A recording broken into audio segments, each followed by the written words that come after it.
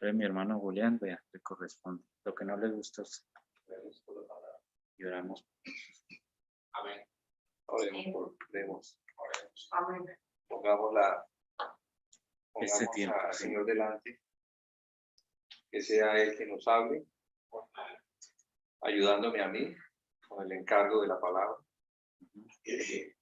a fin de que Él, que conoce nuestros corazones, nos pueda hablar. Siempre nos va a hablar, si estamos atentos. Y a algunos les va a exhortar, a algunos les va a animar, a algunos los va a edificar. Bueno, al final todo es edificación. Amén. Así sea una palabra de exhortación, un regalo. Siempre nos edifica. Un regalo. Lo importante es que estemos mirando al Señor. No me miren a mí, que yo me equivoco como hombre. Pero si miramos al Señor, el Señor con pocas palabras puede decir muchas cosas para los que estamos atentos, ¿verdad? Entonces el mismo Espíritu nos da más allá de lo que el encargado de hablar puede hablar.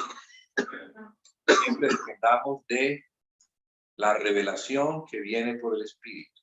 Él dijo que cuando viniera la unción, esa resumiría todas las cosas.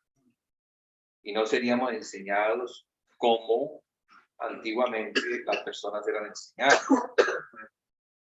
Eran enseñadas de afuera hacia adentro. Ahora el Espíritu nos enseña de adentro, desde el Espíritu. Él nos enseña. Obviamente que el ministerio de la palabra no fue cancelado. Está el ministerio de la palabra para enseñar la palabra y poder ayudarnos a mirar al Señor. Entonces oremos, Padre, en el nombre de Jesús. Estamos reunidos. En el nombre de Jesús nos reunimos para adorar a ti y a Él por medio del Espíritu que nos ha dado. En esta adoración también queremos oírle, estando postrados a sus pies. Él es nuestro Dios y nuestro Señor. Amén. Y a Él queremos oír. Permite que nos hable por medio del Espíritu.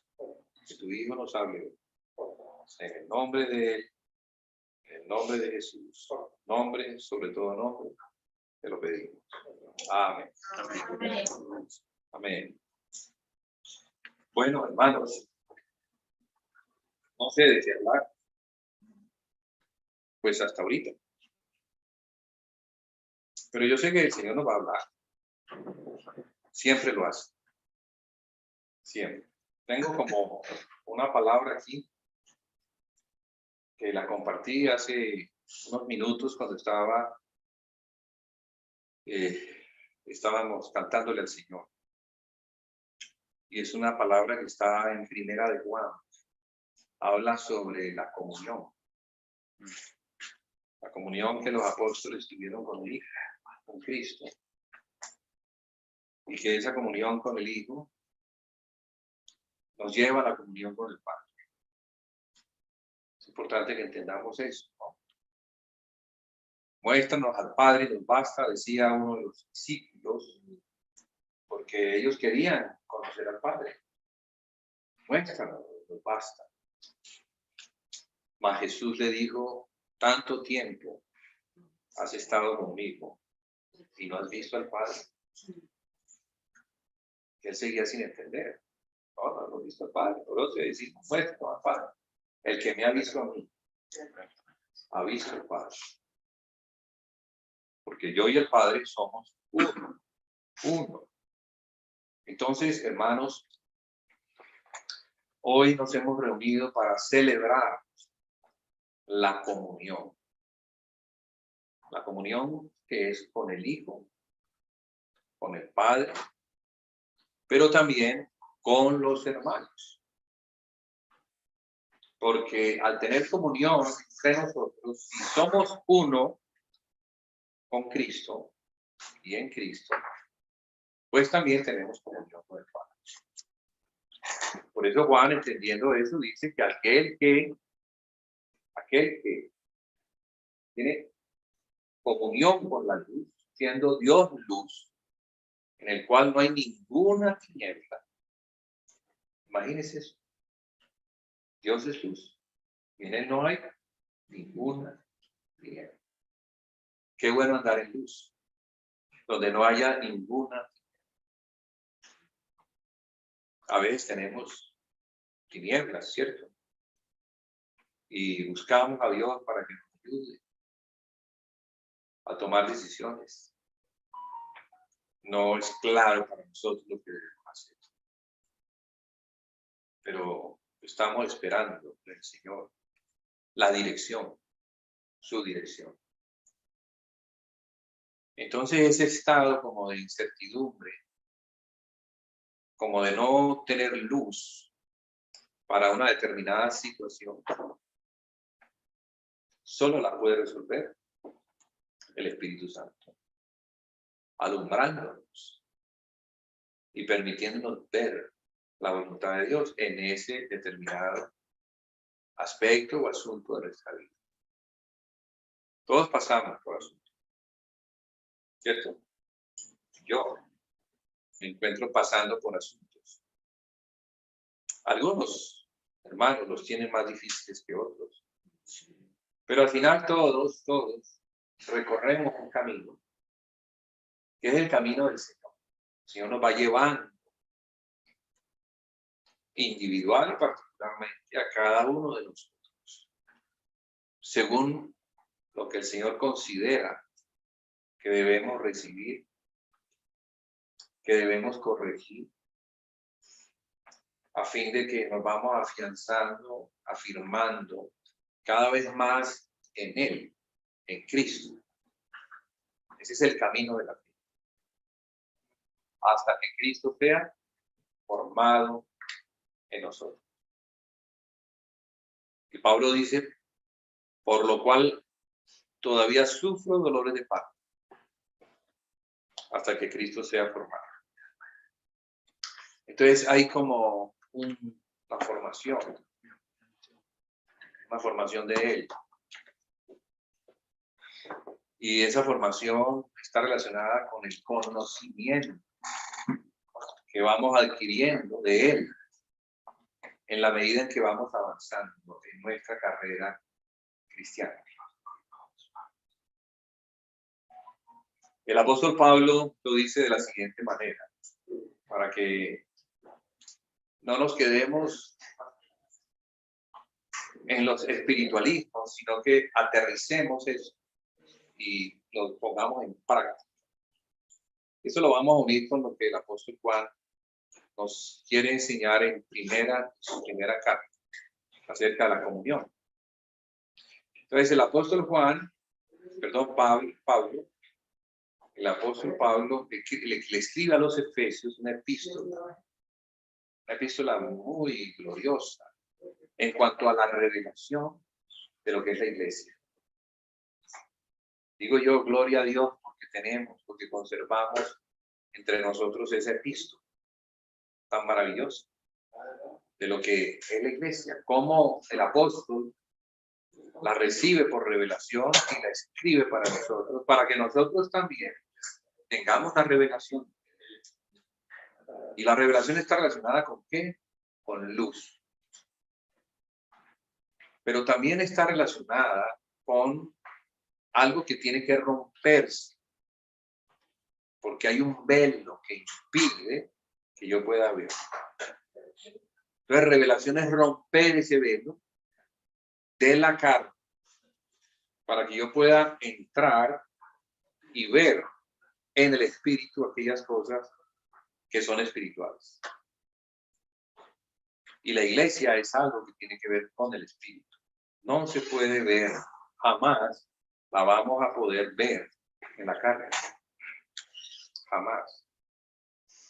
Cuando el hombre intenta verla en la carne y vivirla en la carne, realmente porque Cristo no le ama, porque no la entiende, porque no tiene revelación, porque aún se encuentra en qué estado? Carga. Carga. Era el problema de los corintios. Carnales. No les hablo como a espirituales, sino que les hablo como a carnales. ¿Y por qué como a carnales? Porque oigo que entre ustedes hay división. Y dicen que en parte lo creen. Entonces, cuando estamos en la carne, no podemos ver. Tiene que rasgarse el velo para poder ver. Pablo habla de ese velo y dice que es una circuncisión, que la verdadera circuncisión no es la circuncisión del prepucio, que solamente se hace en varones, sino que la verdadera circuncisión es la del corazón. Hablando de la carne, de la necesidad de que nuestra carne sea tratada por medio de la cruz. Cruz es la palabra clave para poder ver. Porque la cruz trata con la carne, a fin de que la carne que ha sido crucificada pueda tener la experiencia de la vida que viene por la resurrección. No hay resurrección a menos de que primero haya tenido que pasar por la experiencia de la muerte. ¿Sí? Una resurrección solamente la tiene que ha muerto. ¿Sí? Si nosotros no hemos muerto, entonces no podemos experimentar resurrección. Y si no experimentamos resurrección, no experimentamos la vida de resurrección, la cual ha venido ¿para qué? Para constituir a la iglesia. Lo dije al principio, la iglesia es el resultado de la resurrección. La iglesia es el cuerpo de gloria de Jesucristo, no es el cuerpo de Moisés, no es el cuerpo de Pablo, ni de Pedro, ni de ningún héroe de la fe, ningún hombre mortal que ha muerto y no ha resucitado aún. Puede decir, o nosotros podemos decir, que estamos en ese cuerpo.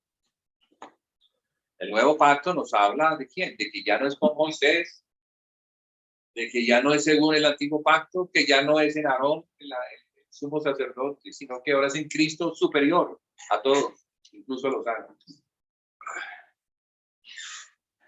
Entonces nosotros necesitamos conocer a Cristo, tener una comunión estrecha con Cristo. Si no tenemos una comunión estrecha con Cristo, ¿cómo le vamos a poder ver? ¿Cómo vamos a poder ver aquellas cosas que Él me quiere mostrar? Pero ¿saben qué, hermano? Jesús lo dijo. Si alguno quiere ser mi discípulo, levante la mano. Todos levantaron la mano. Pero ¿sabes qué, Juan Pablo? Para ser el discípulo tienes que negarte a ti mismo, tomar la cruz, a fin de seguirle, y al seguirle poder ser enseñado por Él, porque Él va a enseñarle a los discípulos. Él es el maestro y Él enseña. ¿Pero a quiénes? Los que han pasado por la experiencia de la muerte. Para mí es imposible, pero para Él es posible. No, para ti también, por eso Él te demanda que mueras. Amén. Pero No. Tú simplemente haz lo que Él te manda y entonces algo te va a ocurrir. Sí, te va a ocurrir lo que es imposible para ti, que es experimentar una vida de resurrección. Entonces Pablo entiende eso muy bien y escribe acerca de la importancia de conocer a Cristo en resurrección. No como era en la carne. Pablo no lo conoció en la carne. De hecho, él era un perseguidor de cristianos. Pero Dios tuvo a bien encontrarse con él en el camino de la rebelión, porque iba en su rebelión, pero no en su rebelión a Dios, porque él pensaba que hacía una buena obra para Dios, engañado, claro está. Pero en ese camino se encontró con el Hijo. Y el Hijo se le presenta como Dios. Y a partir de allí, la vida de Pablo se convierte en caos. A partir de esa experiencia, su vida ya es un caos. Se le revuelca todo. Toda su teología cae al piso. Todo lo que le enseñó Gamaliel, todo lo que los maestros de Israel enseñaron, cae al piso.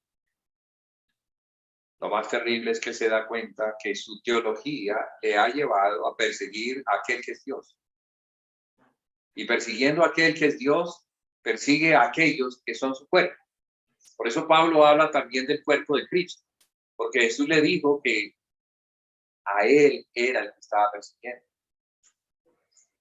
Y Pablo entiende, es que cada vez que persigo a uno de los que son cristianos, persigo a Dios, manifestado en carne, llamado Jesús. Entendamos eso, hermanos. Somos el cuerpo de Cristo. Perseguir cristianos es perseguir a Cristo. No reunirnos como hermanos es no reunirnos junto a Cristo. No negarnos, tomando la cruz, no nos va a permitir el ser enseñados por Cristo, el tener la revelación de Cristo.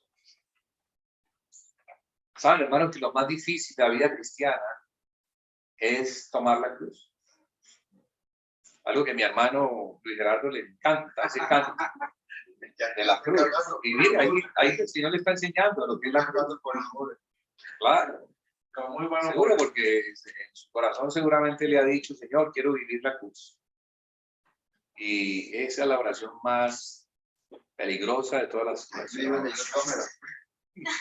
Quiere vivir la cruz. Bueno, yo te voy a enseñar a vivir la cruz desde la experiencia que él considera que debes vivir. Porque vivir la cruz es el despojo de todo. Es ir perdiendo poco a poco aquellas cosas que consideramos de valor. Aquellas cosas que consideramos de valor. Vuelvo y repito, aquellas cosas que consideramos. Todos sabemos qué cosas consideramos de valor. Todos sabemos que son aquellas cosas que practicamos, a las cuales les vamos. Porque donde está el tesoro, ahí está el corazón. ¿Cierto? Donde está el tesoro, ahí está el corazón. ¿Cuál es el tesoro? Miremos aquellas cosas que hacemos, que practicamos. ¿Qué atesoramos? ¿Sí? Y ahí entonces está nuestro corazón.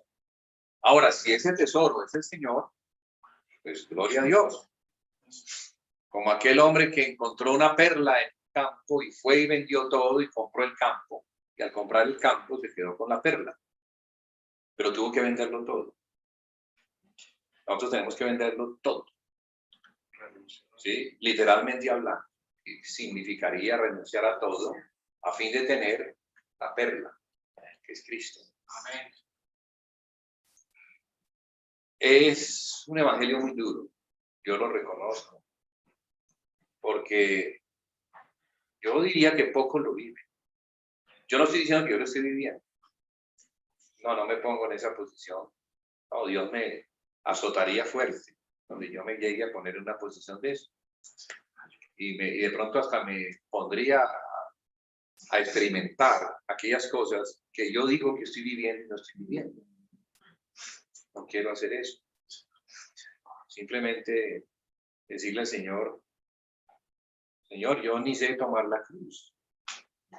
Quisiera de pronto tomarla, pero yo no sé tomarla. O sea, el Señor sabe cuál es la cruz que debemos cargar. Y Él nos lleva a esa cruz. Lo importante es que tomemos la decisión. La decisión. Señor, enséñame a tomar la cruz. ¿A qué me he de dar? ¿A qué?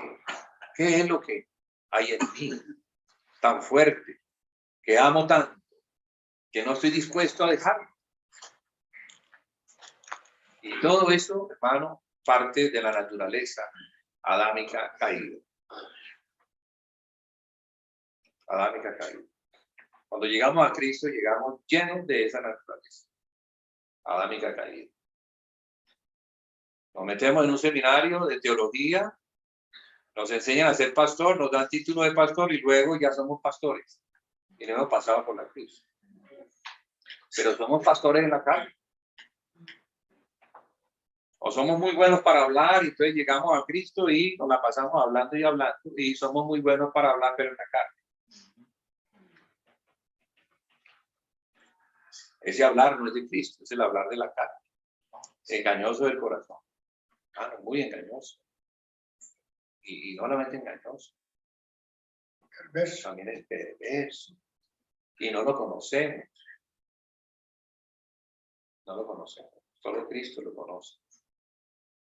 Entonces la iglesia no puede ser edificada a menos de que tengamos la experiencia de la cruz. El cuerpo de Cristo es el cuerpo de resurrección. Tuvo que haber pasado por la cruz. Entonces, ¿por qué no se manifiesta hoy en día como se manifestó al principio? Por la falta de cruz. Entonces, ¿qué es lo que hay? Un cristianismo carnal, expresándose de una manera carnal, alabando de una manera carnal, enseñando de una manera carnal, teniendo cosas de una manera carnal. Y mientras que no nos despojemos, vamos a seguir amando las cosas que el Señor quiere que le entreguemos a Él. Le entreguemos. Ya no, nada nos pertenece. Fuimos comprados. La Biblia dice que somos esclavos de Él. Él es amo. La palabra amo hace referencia a un siervo. Pero es que no, la palabra siervo, que es lo que se tradujo, no es correcta. La palabra correcta es esclavo. Porque uno puede tener siervos en la casa a los cuales le pagan. Pero la palabra esclavo es diferente. A un esclavo yo no le pago. El amo tiene esclavos a los cuales no les paga. Ellos no reciben salario. Ellos lo único que reciben de parte del amo es la comida y habitación donde puedan tener una cama para descansar y el vestido. Se los da también el amo. Lo demás es el servicio de la casa bajo un amo. Bueno, la iglesia es eso. La edificación del cuerpo de Cristo tiene que hacerse de esa forma. Si no se hace de esa forma, no estamos haciendo nada. No estamos edificando nada que tenga que ver para el Señor. Madera, heno y embarazo. Será en el día del tribunal lo que vamos a presentar delante del Señor y el fuego va a probar eso y no va a quedar en nada. Entonces, la Biblia usa muchos términos para hablarnos de lo mismo, para hablarnos de la obra, del servicio, hablarnos de aquel que es la cabeza, que no solamente es la cabeza, sino que es el amo. Para aquellos que somos los miembros, que no somos solamente siervos, sino esclavos. Estos miembros que yo tengo en mi cuerpo, ellos no deciden. Ellos no deciden si trabajan o no trabajan, ellos trabajan o trabajan porque yo soy el amo. Y si les digo levántense, se levantan. Y si tienen ganas de dormir, yo les puedo decir, pues no duermen porque hoy vamos a tener una vigilia. Ah, pero tengo mucho sueño. Bueno, pues que vamos a tener una vigilia. O sea que, ¿me entienden? O sea, yo gobierno sobre esas áreas de mi vida y debo gobernar y aprender a gobernar. Pero eso solamente me muestra que Cristo es la cabeza de un cuerpo y ese cuerpo debe servirle a Él.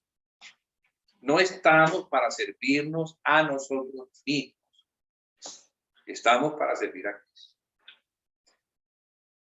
El propósito más excelente, eterno y glorioso es haber sido salvados por Cristo para servirle a Él en su casa. Si no estamos en eso, no hemos encontrado todavía el propósito y todavía seguimos ensimismados en nosotros mismos. Y Cristo no va a poder entonces tener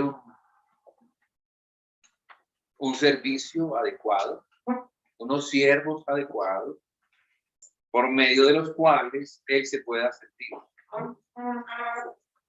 Cuando estaba en la carne y quería ir de un lugar a otro, ¿quién lo llevaba? No, el espíritu sí, pero ¿quién lo llevaba? Su cuerpo. Su cuerpo lo llevaba. Necesitaba las piernas, necesitaba todo su cuerpo para que pudiera caminar y lo pudiera llevar. Sin ese cuerpo, pues ¿cómo hubiera podido hacer la obra de Dios? Antes de ser un humano, él quiso hacer las cosas por medio de un pueblo llamado Israel. Que Israel fuera como ese cuerpo, pero no se pudo. ¿Por qué? Porque le faltaba el espíritu. Todos en la carne. Y todo lo que se hacía en relación al estado en el que se encontraban en la carne. Por eso la casa era una casa construida por el hombre y no edificada por el espíritu. Pero por la resurrección, por la obra de la cruz, por el perdón concedido en la cruz, por el poder resultado de la resurrección en un espíritu vivificante, o sea, espíritu que da vida. Nosotros ahora tenemos la vida de resurrección de Cristo para operar conforme a esa vida, no conforme a la carne. Entonces, para que no darle muchas vueltas a lo mismo, y para que entendamos el centro de la carga que el Espíritu Santo tiene y ha tenido desde el principio, es que él no quiere nada en la carne. No más, dice Dios. No más. ¿Hasta cuándo? ¿Hasta cuándo? Le vamos a dar el cuerpo que se merece porque lo compró a precio de sangre.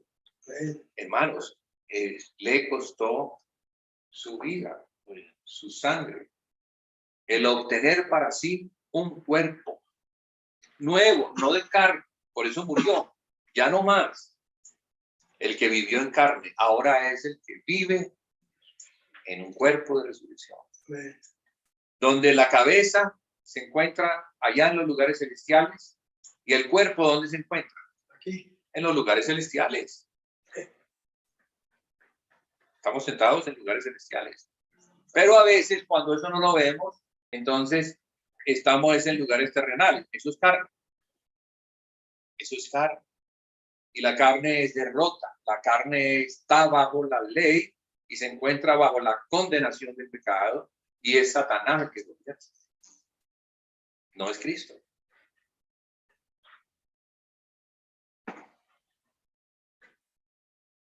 Bueno, también a mí me exhorta esa palabra.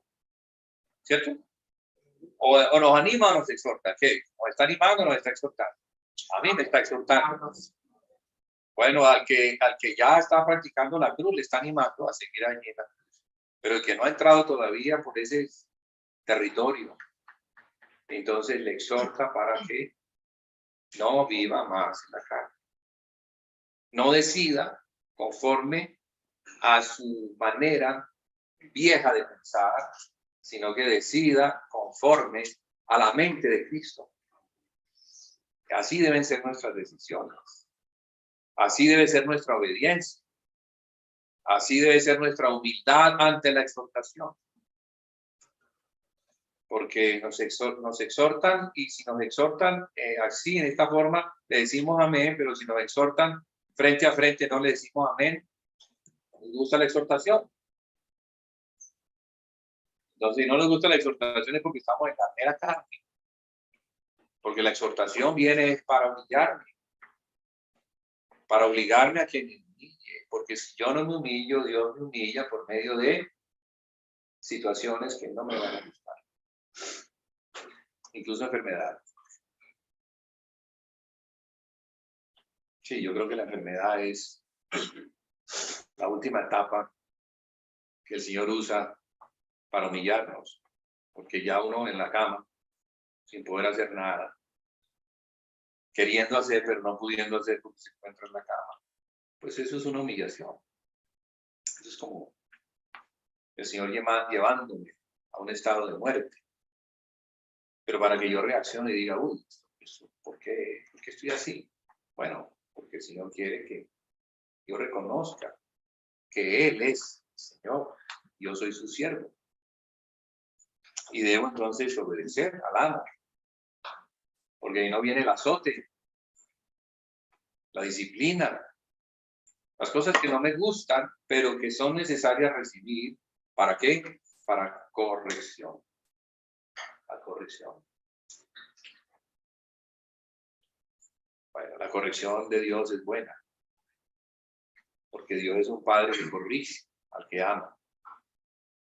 El padre que no corrige a sus hijos porque no los ama.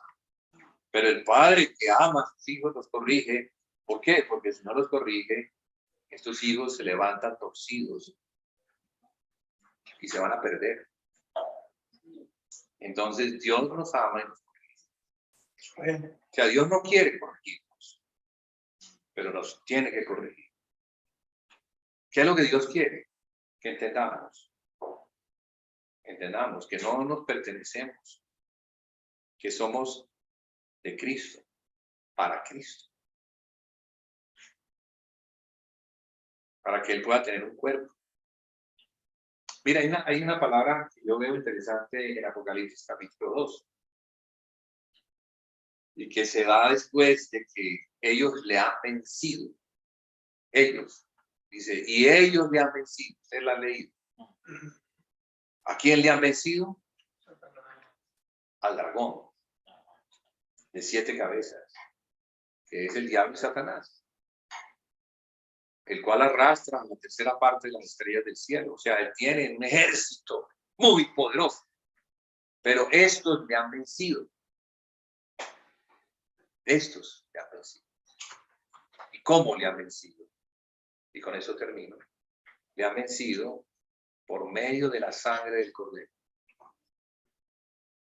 Ellos entienden que al acusador de los hermanos, que es este dragón, solo se le puede vencer cuando entiendo lo que la sangre del Cordero ha hecho para mí. Claro, eso lo viene después. Pero primero es lo que Cristo ha hecho. ¿Qué ha hecho? Me ha limpiado con su sangre, me ha perdonado con su sangre, me ha hecho uno con el Padre. Yo soy hijo de Dios, yo tengo hermanos. ¿Qué peco? Sí. Pero me puedo arrepentir y pedir el perdón para ser nuevamente lavado por la sangre. Pero Juan dice algo sobre esta sangre. Ya lo leímos al principio. ¿Qué dice? Que la sangre opera ¿de qué forma? Cuando estamos en la comunión con los hermanos. Cuando estamos en luz. Cuando no estamos en tinieblas. Cuando entendemos que la comunión, que es el cuerpo de Cristo, opera. Cuando venimos y venimos con alegría. ¿Por qué? Porque somos miembros del cuerpo de Cristo. No venimos por carga. Venimos porque sabemos que aquí hay que estar. Porque como miembros del cuerpo de Cristo no tenemos ya esa decisión de si quiero ir o no quiero ir. Hoy me siento bien, hoy no. Hoy invité a algunos y no vinieron. ¿Por qué no? Si esto es para todos los que son hijos de Dios. Esta mesa no es una mesa de una secta. Esta mesa es la mesa de los hijos de Dios. Amén. Sí, una secta es otra cosa diferente. Las sectas no creen ni que Jesucristo sea Dios. pero Jesucristo es Dios. Nosotros no somos una secta, nosotros somos el cuerpo de Cristo. Y no tengan vergüenza de decirlo, ni de pensar que porque somos pocos, entonces somos algo raro, algo sectario. No, señor. No, la secta no tiene nada que ver con el número de personas. De hecho, son las que más número de gente tienen. Y las que más dinero tienen. Y las que más poder natural demuestran. No. Es el entendimiento, es la luz, la revelación que el Padre nos ha dado acerca de su Hijo y acerca de lo que nosotros somos en el Hijo. ¿Qué somos? Somos su cuerpo. Y nos reunimos para celebrar su muerte y su resurrección hasta que Él venga. O sea que celebramos también su venida. Amamos su venida, esperamos su venida. No estamos esperando hacer aquí algo importantísimo, grandísimo, que nos haga multimillonarios o famosísimos. No, estamos viviendo hasta que Él venga. Y vivimos la vida que el Padre nos concede vivir, con mucho o con poco, pero siempre esperando su venida, la venida de Él. Porque cuando Él venga debe ser claro para nosotros que Él nos va a poner en cuerpos de gloria. Ya bien sea o porque hemos muerto y nos va a resucitar en su venida, o porque esperándole sin haber muerto, seremos transformados en un abrir y cerrar de ojos. A la final trompeta, en cuerpos de gloria. Entonces lo que esperamos es la glorificación de nuestros cuerpos. Lo que esperamos es la venida del reino milenial justo del Mesías. Lo que esperamos sí es lo que es bueno. Y aquí sufrimos sabiendo que lo que hay no es bueno, no es justo. Pero damos testimonio mientras que Él venga. Y predicamos el Evangelio para que al predicar el Evangelio, los que oigan y crean, hagan parte del cuerpo de Cristo. Esto tiene que crecer, tiene que añadirse. Y el Señor añade, pero añade cuando predicamos. Si no predicamos, no va a añadir. Él no va a mandar ángeles a hacer un trabajo que los ángeles quisieran hacer. Él quiere que nosotros hagamos ese trabajo. Prediquemos. Demos testimonio. Hablemos acerca del Señor. A donde vayamos. A nuestras familias que no conocen al Señor y que si se van sin el Señor se van a perder eternamente. Nunca más los vas a volver a ver, jamás de la eternidad. Pero si se van con Cristo, los vamos a volver a ver. Entonces, hermanos, el llamado del Señor es para que entendamos estas cosas que son básicas y sencillas. Él no ha dejado estas cosas difíciles de entender, las ha dejado para que los niños las puedan entender. Esto no es de matemáticos, ni de personas inteligentes, ni de científicos, ni de personas que han ido a la universidad, ni de letrados que saben leer. No, el Evangelio al principio era por palabras, dadas a personas que no sabían leer. No sabían leer. Hoy por lo menos, casi todos saben leer y podemos leer. Pero antes era la palabra. Porque el Evangelio se predica, se habla. Yo a una persona que no entiende, no le voy a mostrar la Escritura. Mira, lee las Escrituras. No, yo no creo en las Escrituras. Yo no creo que la Biblia sea escrita por Dios. Así piensa la gente. Algunos, no todos. Pero si les hablamos es diferente. Si les hablamos, el Espíritu Santo está allí conectado con nuestro hablar y les va a convencer. Porque el Espíritu Santo es el que convence. No soy yo el que convence, es el Espíritu que junto a mí. Entonces convence al pecador. Y le lleva a un arrepentimiento y le lleva a humillarse y a reconocer que Jesús sí es el Salvador también para él. Entonces, hermanos, peguémonos. Porque no hacemos estas cosas, ¿por qué? Porque estamos muy ocupados en las cosas nuestras. Muy ocupados, haciendo cosas nuestras. Sí, tenemos trabajo. Yo no estoy diciendo aquí que el carpintero deje de hacer su trabajo. El carpintero tendrá que seguir haciendo su trabajo, no cómo va a comer, cómo va a alimentar a su familia. Pero el resto del tiempo tendrá que dedicarlo a la extensión del reino de Dios. Sí, y en la medida en que haga ese trabajo, seguramente, digo yo, esto no es una fórmula que sea igual para todos. Ese carpintero llega a crecer y ya tiene un gerente que le maneja la carpintería y solamente le da el reporte de las ganancias y él se dedicó a la extensión del reino de Dios. ¿Sí o no? Sí, pues claro. El Señor lo puede hacer perfectamente. Para aquellos que tienen el corazón solo y exclusivamente para el Señor. En una disposición. ¿Por qué? Porque aman más al Señor, las cosas del Señor, lo que el Señor ama. ¿Qué ama el Señor? Ama a su iglesia. Ama tener comunión con nosotros. Esto es lo que el Señor le regocija cuando ve a sus hermanos juntos alrededor de la mesa que el Padre preparó para que el gozo de Cristo lo podamos nosotros experimentar. No es el gozo nuestro, hermano. Nosotros no tenemos gozo. Nosotros tenemos felicidad que sube y baja. Un rato felices y al otro rato estamos tristes. No, el gozo del Señor es nuestra fortaleza.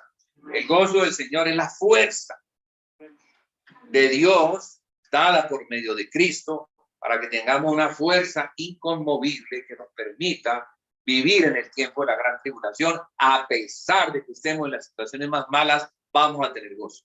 Amén. Pero se edifica es en la comunión. Amén. Amén. Padre, te damos las gracias por tu palabra. Ayúdanos, Señor, a entender eso. Señor, que sea fundido en nuestro corazón, no como tablas de piedra, que había que mirarlas a la distancia y temerlas, sino fundidas en nuestro corazón, se conviertan en los mandamientos, donde te podemos ver a ti como Padre y donde tú, Señor, nos muestras como tus hijos que conocen y hacen tu voluntad. Te lo pedimos en el nombre de Jesús. Amén. Amén. Amén. Y amén. Amén.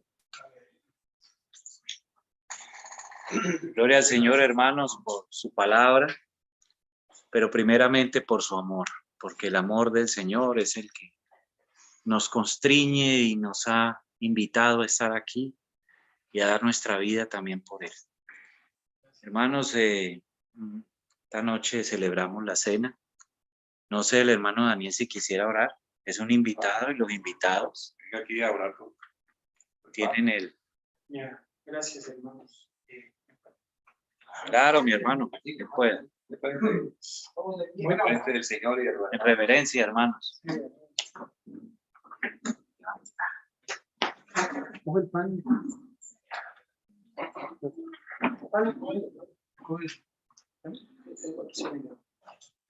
Bueno, hermanos, qué bendición. Gracias por la oportunidad. Realmente el estar aquí para nosotros, digo, estoy aquí, pero muchos hermanos del Perú anhelaban que estuviéramos aquí. Anhelaban que estuviéramos para decir cómo lo hacen los hermanos de Cali, sí, en Colombia. Y bueno, gracias por darme la oportunidad. Vamos a orar por el pan, por el vino. Padre, gracias por este tiempo. Señor, hoy hay hermanos que han regresado. Hay hermanos que no estaban congregando hace tiempo. Y hoy yo vine, Señor, tú sabes, a aprender, a ver a los hermanos. Señor, los hermanos de Cali no comprenden todavía muchos el privilegio que tienen de que la iglesia esté aquí unida. Amén. Te pido, Señor, que despiertes a mis hermanos en Cali, a que se apasionen por ti. Señor, a que entiendan el regalo que tú has dado a la ciudad de Cali, Señor. Padre, perdónanos, perdóname a mí por estar tan despistados aún aquí, Señor, en Cali, no haber encontrado a mis hermanos antes. Y si no fue así, aunque tú tienes tus tiempos, muchas veces es nuestro pecado el que nos aparta de esta comunión. Padre, hoy oro, me dan el privilegio de orar por el pan, por el vino, por esta preciosa comunión. Bendice, Señor, este tiempo, este pan, este compartir en ti, Señor. Solo es para ti, todo es para ti, Padre Celestial. y lo hacemos en memoria de ti, como decía ahora el hermano Julián, sabiendo lo que hiciste en la cruz, pero sabiendo que vienes por segunda vez, sabiendo que vamos a estar contigo. Señor, qué privilegio que nos das. Ayúdanos, guárdanos, líbranos del maligno, Señor, y que hoy, con este símbolo de el pan, el vino, Señor, el enemigo sea avergonzado, huya de este lugar, Señor, y avive la iglesia de Cali, Señor. En el nombre de Jesús, tomamos la cena. Gracias te damos. Amén. Amén. Amén. Amén. Amén. Si quieres, hermanito, dale la base. La base para toda. Sí.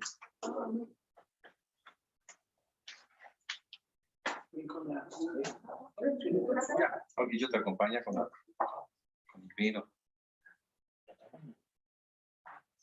No, todavía.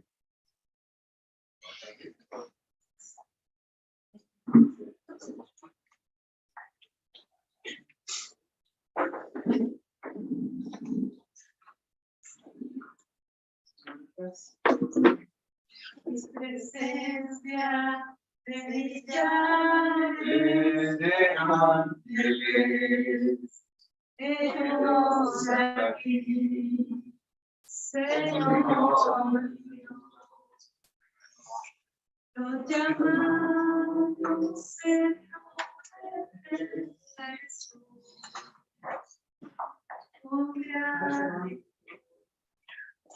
cantando.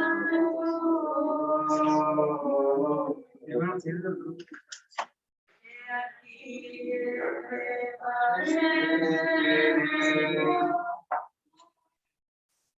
ciudad de Dios,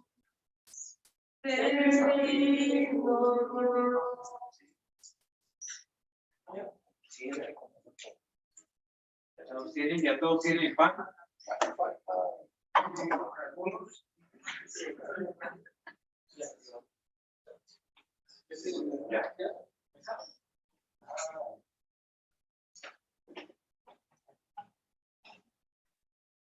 Comemos hasta su medida. Estamos recordando cómo nos unió a todos. Estábamos separados por el pecado de Dios, nos unió en él. Y este comer es lo que significa. Este pan es Cristo dándose por nosotros para que seamos uno en él. Entonces comamos. ¿Alguna falta sobre el pan, sobre el vino?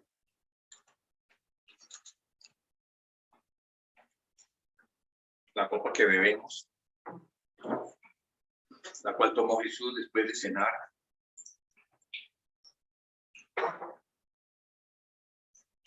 Nos dijo que era el nuevo pacto en su sangre. Entonces, qué precioso que tuvo que derramar toda su sangre para que Dios hiciera un nuevo pacto. Había un pacto. Dios había hecho un pacto con Israel. Ahora está haciendo un pacto con la humanidad.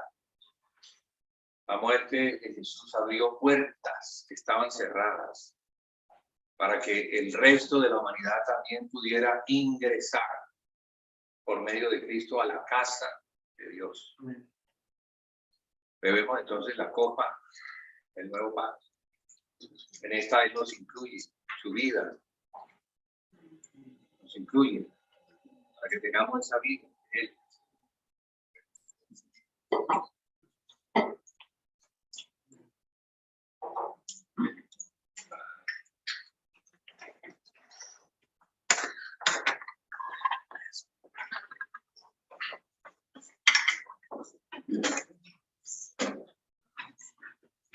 Vamos a ver un cántico de acción de gracias. Ciérrala.